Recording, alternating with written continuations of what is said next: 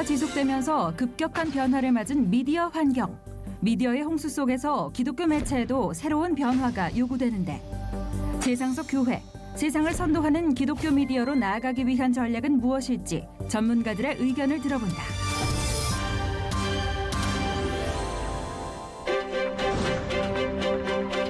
지난 시간에는 코로나19 시대의 물결로 더욱 빠르게 변화하는 미디어 환경에 대해서 알아봤고요. 오늘 이 시간에는 기독교 미디어가 이 시대에 어떤 모습으로 정체성을 유지할 것인지, 어떤 역할을 할 것인지에 대해서 살펴보도록 하겠습니다.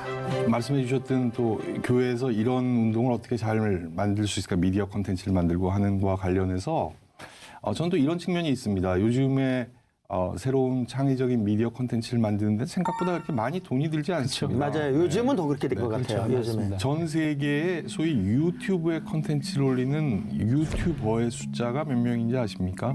대략 전 세계에 5천만 명입니다. 예, 이 사람들은 그냥 한 번 올리는 게 아니고 스스로를 계속해서. 유튜버라고 아이덴티파이 하면서 하는 사람들이 5천만 명의 사람들이 있는데 이 사람들이 전부 지금 여기와 같은 방송 시설을 가질 필요가 없고요.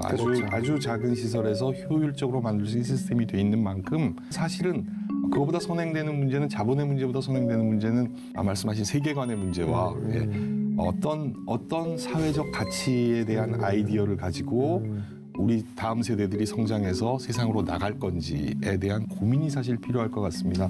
즉 우리 뭐 선교의 역사에서 봐도 교회가 들어왔지만 동시에 교육이 들어왔고, 동시에 의료 서비스가 들어왔고, 사회복지라는 개념이 들어왔고, 그게 한국 사회를 바꿔놓으면서 그래도 백몇십 년 전에는 십자가를 전혀 몰랐던 이 민족들이 그야말로 크리스찬 문화에 그래도 여기까지 오게 된 배경이지 않겠습니까? 따라서 학생들이 특히 젊은 다음 세대들이 좀 주위에 어떤 도움을, 어떤 영향력을, 선한 영향력을 끼칠 수 있는가를 고민하면서 콘텐츠를 만든다면 사실 굉장히 그 저변이 확대될 수 있는. 사실 저는 늘상 이제 기독교 방송 시작되면서부터 그 콘텐츠 얘기를 참 많이 했었어요. 기독교의 정체성을 잃어버리지 않으면서도 좀 새로운 패러다임, 새로운 콘텐츠를 좀 광범위하게 개발할 수 있는 환경이 있을까요?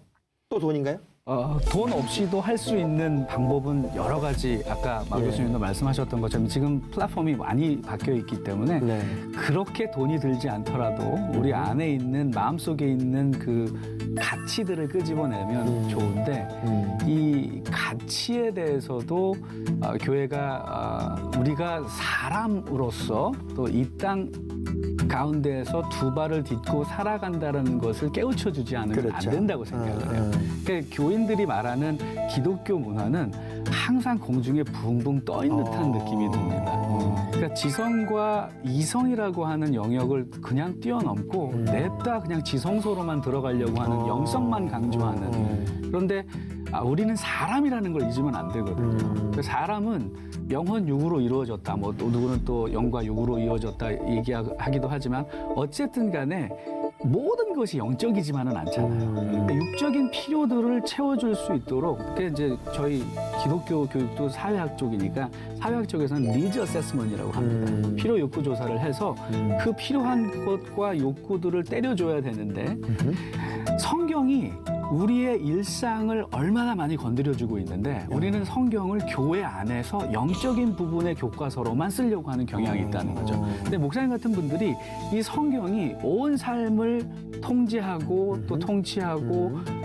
윤택하게 해주는 그러한 만인의 교과서라고 하는 것처럼 풀어만 준다면 얼마든지, 시편에 얼마나 희노애락이 담겨져 있고, 근데 기독교 문화는 항상 그냥 우리하고 그렇죠. 세속과 단절돼 있고 구별되라고 했지 분리되라고 그런 적은 없는데 좀 그런 어떤 정체성을 잃어버리지 않는다 하는 그 고집, 복음을 놓치지 않겠다는 그게 너무 강하다 보니까 실제적으로 이 부닥침이 약해진 것 같아요.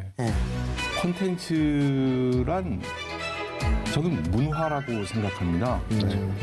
근데 문화의, 과거의 문화의, 전통적인 문화의 논의에서 꼭 나오는 것은 이제 중세 교회가 중심이 되고 귀족이 중심이 됐던 유럽의 중세 문화, 고급 문화라 그랬죠. 네. 그래서 고급 취향의 음악과 미술과 예술이 나왔던 건축이 나왔던 시대이죠. 문학이 나왔고.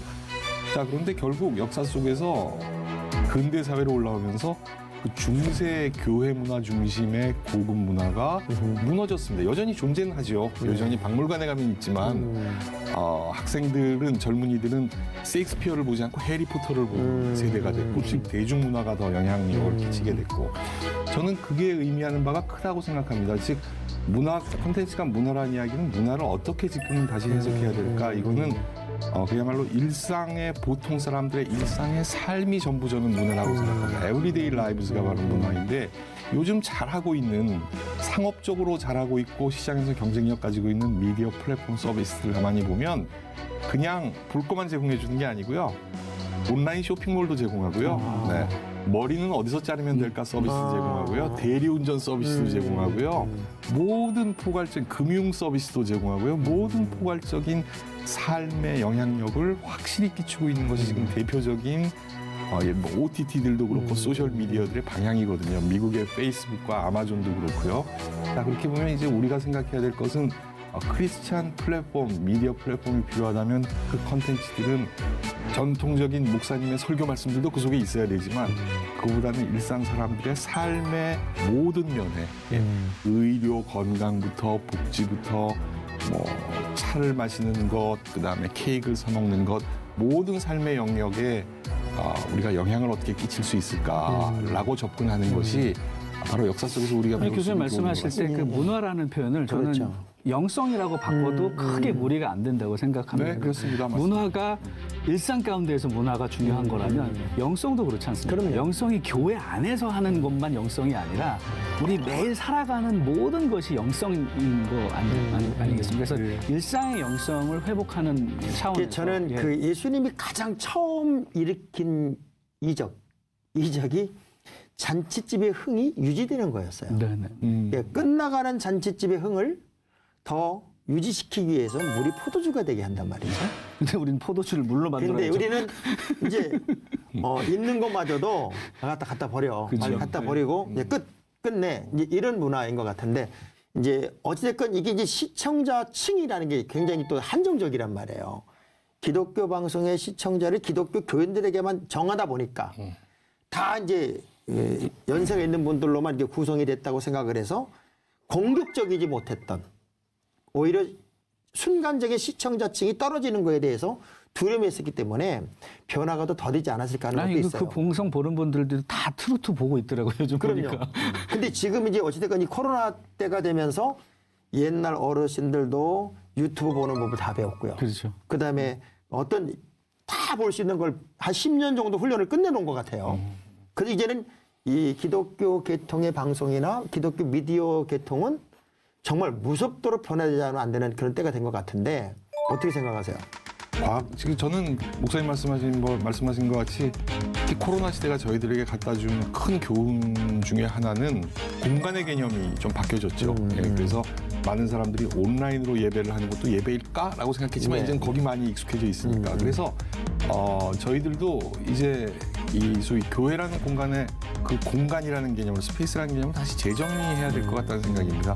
목사님들이 설교를 하실 때 교회 예배당에 들어와 있는 사람들만 들을 수 있었죠. 그렇지만 이제는 목사님의 설교 혹은 뭐 찬양 모든 교회의 콘텐츠들이 밖에 있는 공간에서 소비될 수 있다. 즉 지금은 이제는 교회 굳이 오지 않더라도 정말 관심 가지고 애정 가지고 또 하나님이 은혜를 주시면은 어느 목사님의 오늘 설교를 저희가 온라인 통해서 얼마든지 들을 수 있는 세상이니까 그래서 이제는 뭐 설교, 말씀, 그다음에 찬양, 교회에서 제공하는 모든 컨텐츠의 소비자들이 교회에 오는 소위 빌리버들이 아닌 소위 넌 빌리버들까지도 포함한다라는 개념으로 다시 시작을 해야 될 것 같다는 생각이. 그러니까 이제 이게 굉장히 조심스러운 것 중에 하나가 뭐냐면 실제적으로 이제 그 성전 예배를 사모하는 사람들마저도 그냥 미디어 예배에 익숙해지면은 이게 진짜라고 생각할 수 있어요.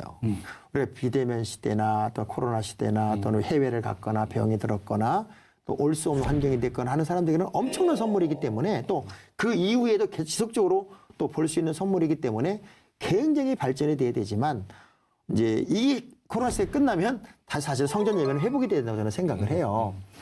그래서 그 끝없는 이 미디어의 발전이나 그 성장이 계속 일어나야는 되겠지만 본질적인 문제는 좀 뭐 흔들리지 않아야 되지 않겠느냐 하는 생각이 드는데. 뭐 이제 포스트 코로나 시대에 과연 예전처럼 돌아갈 수 있을 것인가에 대한 질문들을 많이 하고 계시는데 목사님도 이렇게 가만히 이야기를 들어보니까 이전 상태로 돌아가야 된다고 생각을 하시면서 또 돌아갈 수 있을 것 같다라고 생각을 하시는 편인 것 같은데 그렇게 생각하는 또 그룹이 있는가 하면 네. 전혀 그렇게 돌아가지 못할 것이다. 이게 우리 눈앞에 펼쳐져 있는 변화를 받아들이고 이제 여기에서 새롭게 하나님 나라를 위한 새로운 패러다임이나 새로운 관점을 개발해야 된다라는 또 부류가 또 있거든요. 여기에서 이제 이런 방송국이나 이런 전문가들의 고민이 정말 필요할 때라고 생각을 합니다. 코로나는 지난 1년 동안 저희가 겪었던 바이죠. 모두가 겪었던 바인데 사실은 코로나와 소위 뭐 디지털 혁명이라고 불려지는 지금 우리 오늘 다루고 있는 미디어의 이야기까지 사실은 다 연결되는 이야기인 것 같습니다. 대학에서도 대학은 교회와는 다르지만 대학에서도 1년 전에 온라인 강의가 시작했을 때 교수님들 중에 다수는 빨리 끝나고 교실로 돌아와야 되는데 학생들도 그렇게 생각했습니다. 지금 딱 1년의 세월이 지났는데요. 여전히 뭐 많은 사람들의 생각은 다릅니다만 전통적으로 반드시 교실에서 백목 들고 했던 강의만을 고집할 수 있겠나. 그래서 요즘에는 블렌디드 클래스라는 말을 씁니다. 같이 온라인, 오프라인을 같이 유기적으로 더 효율적으로 활용해보자. 아마 교회에서도 제가 목사님 말씀하신 예배당에서 공간적으로 모여서 하는 예배의 의미를 저도 공감합니다만 그게 지켜지면서 한편으로는 그게 해주지 못했던 다른 부분들은 온라인으로 커버가 되면서 블렌디드된 좀 혼합적인 즉 미디어는 사실은 형식이거든요. 네, 형식이니까 그 형식이 오늘 제가 빨간색 넥타이를 매냐 파란색 넥타이를 매냐는 그날의 기분의 문제지 뭐 그렇게 중요하겠습니까? 본심은 내가 어떤 마음을 가지고 사람을 만나느냐가 더 중요한 거 아니겠습니까? 저도 이제 요 시대가 되니까 저한테 좋은 점은 그거더라고요. 제가 다 만나서 했던 것들을 다 나눴어요. 예를 들면 세가족 교육을 시켰던 거를 온라인으로 만들어버렸고 또 직분제 교육시키는 것도 온라인으로 다 컨텐츠를 만들어서 계속 매년마다 돌리면 돼요. 그러니까는 이제는 단순화된 것 같아요. 예배만 인도하는 쪽으로 나머지 것들은 다 이제 온라인으로 가는 시스템을 제가 구축을 다 해놨고 저는 온라인 등록을 하게 했고 또 온라인 교회를 따로 만들었어요. 근데 그것이 이제 어떤 미래를 준비한다고 생각을 하긴 하는데 어찌됐건 이제 지금의 기독교 인구에서 이제는 멈춰졌던 인구들 또 많은 부분들이 부정적인 시각 때문에 떨어졌던 사람들을 다시 폭넓게 넓게 잡기 위해서는 이 미디어의 개발이나 또 인재들 양성도 되게 중요할 것 같아요. 그 인재 양성은 어떤 방식이 있어요? 교회 안에서는?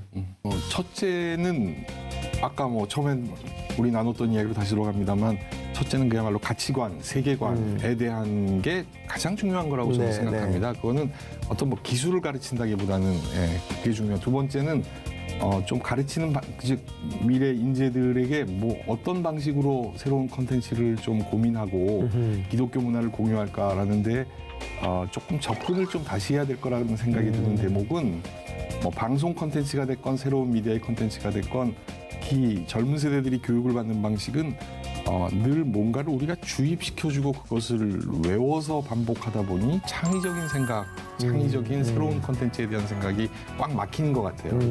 전통적으로 교육이란 미래 인재를 우리가 키우는 방법은 사실 각 개개인이 가지고 있는 창의적인 속성은 하나님이 다 허락해 주신 건데 그것을 어떻게 끄집어내냐라는 문제이거든요. 그래서 그러려면 다양한 많은 실험들을 할 수 있게 해줘야 되고 그 실험들이 실패를 해도 또 그다음 도전을 할 수 있도록 격려해주고 기다려주는 그런 방식이 바로 교회가 필요로 하는 미래 인재들을 키우는 방식이라고 저는 생각합니다. 사실은 대학에서 미디어 학부에서 제가 추구하는 바도 같습니다. 학생들은 항상 정답만 외워서 공부하는 방식으로 익숙해 있다 보니 외워서 쓰는 거는 완벽한데 그렇죠. 창의적인 것을 할 때는 학생들도 막힙니다.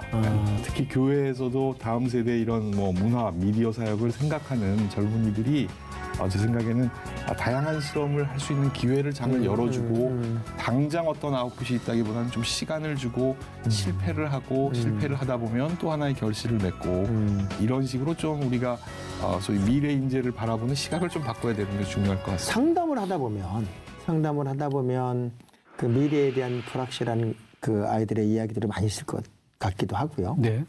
또 뭐 교수님이 상담을 하다 보니까 제가 상담을 요청해 보면 한국교회의 미래는 어떻게 될 것 같은지 굉장히 어려운 또 이 미디어가 발전하지 못한 교회들 또 그런 그 콘텐츠를 구축하지 못하는 교회들 뭐 거의 70% 정도가 미자립 교회니까요. 한국 개신교회 한 70%가 미자립 교회이고 또 정말 아까 자본 얘기하셨지만 이걸 구축할 수 있는 환경이 안 되다 보면 이게 앞으로 어떤 문제까지 이어질 수 있을까? 저는 아까 이제 마 교수님이 또 말씀하셨던 그 표현에 굉장히 지금 그 충격적인 어떤 그 꽂혀가지고 그렇구나. 미디어는 결국은 형식일 뿐인데 네. 우리가 왜 형식에 꽂혀가지고 이 형식에서 벗어나면 안 된다라고 생각을 하는지 지금 방금 말씀해 주셨던 그 질문에 담겨져 있는 의미를 가만히 들여다보면 오히려 위기 때문에 저희가 형식이 아닌 본질을 추구할 수 있는 기회라고 생각을 하거든요. 그렇게 본질을 추구하다 보면 미자립 교회들이 네. 자본이 없음에도 불구하고 오히려 더 미디어 환경 때문에 새로운 길을 모색할 수 있는 기회가 됩니다. 제가 생각하기에 이 코로나 사태 때문에 위기를 겪는 거는 중대형 교회들 이미 갖추어져 형식을 갖추어서 있었던 교회한테는 위기지만 그렇죠. 해왔었으니까. 사실 그렇죠. 미자립 교회들한테는 오히려 위기가 아니라 기회였어요. 네, 저는 그래서 본질을 추구한다고 생각하면 이것은 굉장히 쉬운 해결책이 될 거라고 생각을 하고요. 이전에 코로나 이전에 4차 산업혁명 시대라고 하는 실체도 없는 컨셉트를 가지고 이 4차 산업혁명 시대는 이후에 미래를 이렇게 바꿀 것이다라고 얘기했지만 모두 다 거기에 대해서 관심이 없었고요. 몇 명만 그걸 막 목 놓아 외치고 그러던데 이 코로나가 그걸 확 앞당겨 버렸어요. 아까 말씀하셨던 그 하이브리드 양식 그 두 가지를 블렌디드하는 그 방식에 대해서도 몇 년 전부터 신학대학교 안에서도 이 미디어를 활용한 교육법에 대해서 이야기했었단 말이에요. 네. 근데 그거는 젊은 교수들이나 할 수 있는 일이지 그렇지, 혹은 그렇지. 좀 그런 기술이 있는 사람들이나 할 수 있는 일이지 그랬다가 코로나 사태가 딱 터지고 나서 지금은 60이 넘던 은퇴를 앞둔 교수님이든 누구나 다 만드세요. 네. 동영상으로. 네. 이게 대중화됐단 말이죠. 전문화되었던 부분들을 오히려 풀어놓는 효과를 낳았다고 생각하거든요. 본질로 돌아가니까 그렇게 된다고 그 생각해요. 말씀을 드리니까 예. 생각이 나는 게 사실 이제 영상물을 만들어 놓으면 막 밀어서 보고 이제 뭐 땡겨보고 막 그렇게 하는데 이게 남아있단 말이에요. 남아있으니까 몇 번을 볼 수 있는 거예요. 몇 그렇죠. 번. 한 번의 끝이 아니고 몇 번을 볼 수 있으니까 학습 효과가 사실 굉장히 많겠다 하는 생각이 들고 또 이것을 이제 수용해야 할 이제 대상자들이 어쨌든 교인들이잖아요. 교인들은 이걸 어떻게 받아들여야 될지 하는 부분에 관한 이야기를 좀 한번씩 하셔야 될 것 같아요. 교육과 미디어를 저희는 이제 얘기를 하고 있으니까 먼저 교회 교육에 네, 대해서 또 질문을 하셨으니까 사실 신명기 6장 4절부터 9절까지 보면 두 가지 본질이 있어요. 하나는 기독교 교육이 교회에게 맡겨진 직무가 아니라 부모에게 맡겨졌다는 거죠. 그러니까 신앙의 전수는 부모에게 해야 되는데 그걸 갑자기 교회가 전문가들이라는 이름으로 부모에게서 자녀 양육권을 빼앗아 왔단 말이죠. 저는 기독교 교육 쪽에서 그렇죠. 그것을 다시 돌려줘야 된다고 생각을 하고요. 이번 계기를 통해서. 그러니까는 부모님들이 제발 좀 이제 학교 가야 되고 교회 갔으면 좋겠다.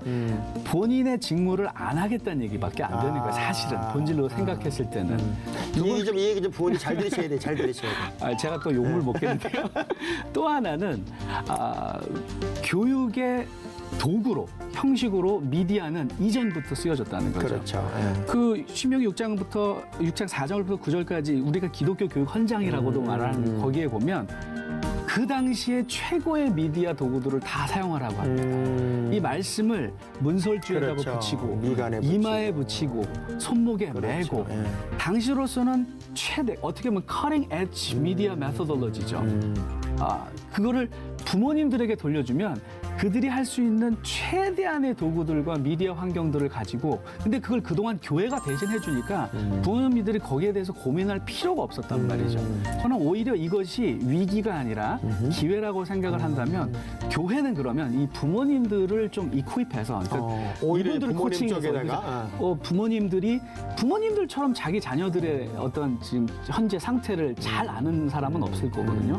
그 상태에 맞게 어떤 것들을 도구하셔서 집에 있는 게 무엇인지 하나님 또 물으시잖아요. 모세에게도 내 손에 든 것이 뭐냐. 그렇죠. 선생님이 물어보는 거죠. 집에 부모님 뭐가 있냐고. 우리 아이패드가 있든지 태블릿이 있다. 그걸 가지고 어떻게 활용하시는 그런 코칭을 해야지 교육을 부모 노릇을 대신 해주면 성직자도 마찬가지라 생각해요. 제가 자주 그런 얘기를 해요. 왜 내 새끼는 전부 다 사무엘 되길 원하면서 왜 엄마들은 한나 안 하냐. 한나를 해야 사무엘이 나올 거 아니냐. 그러게요. 네. 또 중요한 것 중에 하나는 예수님이 신약 성경에서 제자들에게 성도들에게 어떤 이야기를 어떤 방식으로 하셨냐를 잘 생각해보면 오늘날 시사하는 바가 있을 것 같습니다. 대화를 하셨습니다. 그 맥락을 잘 보시면서 이해할 수 있는 은유법으로 이야기를 하시고 비유로 이야기하시면서 대화를 하시면서 이야기를 했습니다. 대화가 요즘 저희가 쓸 수 있는 말은 소위 상호작용입니다. 우리 오늘 대화를 나누지 않습니까? 일방적으로 누가 이야기하지 않지 않습니까?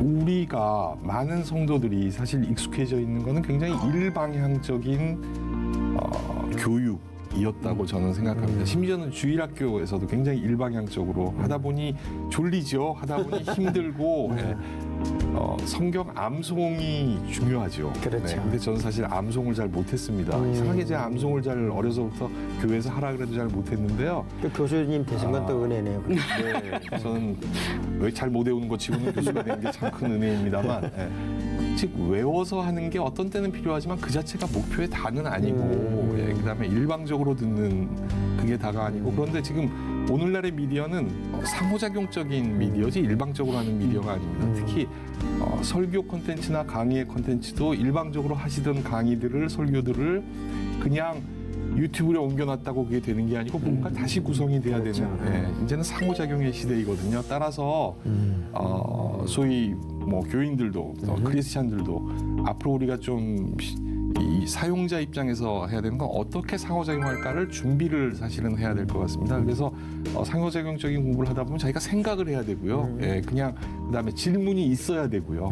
그다음에 거기에 대한 스스로의 답이 있어야 되고 토론을 할 수 있는 여건이 돼야 되고 그 속에서 창의성이 나오고 그 속에서 그야말로 밖에서도 귀담아 들을 수 있는 크리스찬 콘텐츠들도 나올 것 같아요. 네, 우리 하루 종일 얘기해도 그러게요. 이야기가 끝이 안 날 것 같은데 이제 마지막으로 두 분이 이 미디어 시대에 또 미디어를 책임지는 종사자들 또 미디어를 또 받아들이고 또 그걸 사용하는 사용자들 입장으로 어떻게 종사를 하고 어떻게 만들어야 되고 또 어떻게 그걸 받아들여야 할지에 대한 짤막짤막한 권면들 한마디 하시고 얘기 끝냈으면 좋겠습니다. 지금 우리에게 주어져 있는 테크놀로지는 우리가 피해갈 수 있는 것이 아닌 것 같습니다. 그래서 4차 산업혁명이라는 이야기도 그냥 산업이 조그만한 변화가 아닌 근본적인 레볼루션이라는 얘기 아닙니까? 그래서 이 테크놀로지를 우리가 피해가지 말고 이걸 껴안고 적극적으로 가야 되는 역할이 교회에도 대학에도 그다음에 기독교 채널에도 다 있다고 저는 생각합니다. 그렇지만 역시 테크놀로지는 형식입니다. 그렇다고 그 형식에 따라가다가 형식을 너무 생각하다가 그야말로 본질, 내용을 잊어버리면 안 되고 그래서 따라서 예나 지금이나 변함이 없는 소위 진리, 결국은 진리가 우리에게 자유를 주는 거 아니겠습니까? 그래서 우리가 생각하는 소위 복음의 진리의 토대를 두고 교회 안에서 그다음에 교회 밖의 사람들에게 어떤 선한 영향력, 사회적 가치를 베풀 수 있을까라는 것을 염두에 두고 즉 가치를 지키면서 새로운 테크놀로지를 빨리 따라가고 심지어는 그것을 따라가는 데서 한 걸음 더 나가서 그것을 이제 넘어갈 수 있는 새로운 모델들이 얼마든지 만들어질 수 있는 환경이고요. 따라서 지금 위기라 그러지만 이 위기를 슬기롭게 눕혀서 슬기롭게 활용해서 벼랑 끝에서 새로운 크리스찬 미디어, 크리스찬 문화가 만들어졌으면 합니다. 우리 전 교수님. 마 교수님이 말씀하신 것에 대해서 100% 동의하면서 네. 조금 이제 더 한다면 그래도 목사니까 네. 그 형식에 매이지 않으려면 본질에 충실해야 된다고 생각을 하고요. 형식은 본질에 대해서 충실하고 뿌리가 깊게 박혀 있으면 형식은 얼마든지 바꿔서 그렇죠. 입을 수 있다고 저는 믿고 있습니다. 레디컬이라고 하는 단어가 원래 극단적이라는 표현이 아니라 찐적이라는 맞아요. 표현인데 이 레디컬 단어의 원래 뜻은 뿌리라는 의미를 가지고 있습니다. 저희들의 삶의 뿌리가 하나님의 말씀이라고 하는 본질에 깊이 뿌리를 받고 있다면 아무리 환경이 바뀌어도 그 바뀌는 환경에 따라서 형식도 얼마든지 바꿀 수 있는. 근데 형식에 매이면 아인슈타인이 그런 말을 한번 한 적이 있습니다. 누구나 천재로 태어난다. 그런데 학교에 들어가서 바보가 된다라고. 학교는 그냥 형식일 뿐인데 그렇죠. 형식에 매여 있다 보니까 학교 들어가기 전까지는 천재적인 아이들이 학교라는 시스템을 통과하면서 점점 그 창의력이 죽고 바보가 된다라는. 어쩌면 저희도 교회가 형식이고 본질은 아닌데 하나님의 말씀이 본질이지 교회는 세상 속에서 복음을 효과적으로 소통할 수 있는 도구이며 수단일 뿐인데 수단에 무여 살다 보면 우리에게 허락하신 창의력도 다 죽고 그냥 거기에 사물될 수도 있는 어떤 위험이 있지 않을까 조심스럽게 도전하고 싶습니다. 결국 많이 발전된 환경 속에서도 우리가 놓치지 말아야 할 본질 그리고 가치 이 모든 것들을 유지하면서 발전된 세상, 발전된 그 변화를 얼마나 우리가 리드할 수 있느냐 하는 것이 굉장히 중요할 것 같다는 생각이 들었습니다. 미디어는 인간과 인간을 이어주는 도구로 발전돼 왔는데요. 혐오와 갈등을 넘어 선한 도구로 사용될 수 있도록 미디어 환경을 이해하고 지혜롭게 사용할 수 있는 방법을 이제 공부해야 될 때가 된 것 같습니다. 제3자가 아닌 우리 모두가 새로운 미디어 시대의 주체자로 설 때입니다. 그래서 변화되는 미디어 환경에서도 변하지 않는 성경의 진리를 잘 담아내는 복음의 그릇이 해야겠습니다. 열심히 공부합시다. 그리고 주님께 영광이 되는 일에 앞장 섭시다. 오늘 함께해 주신 고려대학교 미디어학부 마동훈 교수님, 또 아시아연합신학대학교 기독교 교육상담학과 전병철 교수님 두 분 고맙습니다. 감사합니다. 감사합니다. 수고하셨습니다. 네.